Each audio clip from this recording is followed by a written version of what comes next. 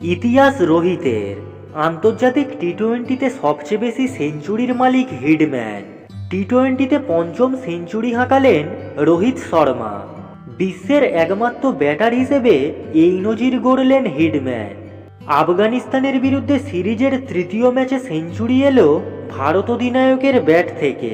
ক্রিকেটের সংক্ষিপ্ত ফরম্যাটে এতদিন পর্যন্ত সবচেয়ে বেশি আন্তর্জাতিক সেঞ্চুরি হাঁকানোর রেকর্ড ছিল সূর্যকুমার যাদব ও রোহিতের দখলে। বুধবার সতীর্থকে টপকে গেলেন হিডম্যান। আফগানিস্তানের বিরুদ্ধে আগেই সিরিজ জিতে গিয়েছিল ভারত।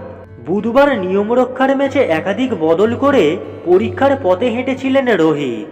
তবে সেই পরীক্ষার সফলতম উদাহরণ হয়ে উঠলেন অধিনায়ক নিজেই। 14 মাস পরে টি-20তে ফিরে পরপর 2 ম্যাচে খাতাই খুলতে পারেনি। বিশ্বকাপের আগে অধিনায়কের খারাপ ফর্ম নিয়ে চিন্তিত হয়ে পড়েছিলেন ভারতীয় ক্রিকেট প্রেমীরা। একটা ইনিংস খেলেই যাবতীয় সমালোচনার ঝড় থামিয়ে দিলেন হিডম্যান। ম্যাচের শুরুতে পরপর 4 উইকেট হারায় ভারত। একেবারে মন্থর গতিতে ব্যাটিং করছিলেন রোহিত নিজেও। লাগাতার ডট বল খেলায় চাপও বেড়েছিল তার ওপরে।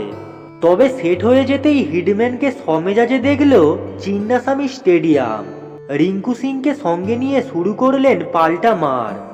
8 ছক্কা 11টা 4-এর আতশবাজিতে আলোকিত হয়ে গেল স্টেডিয়াম।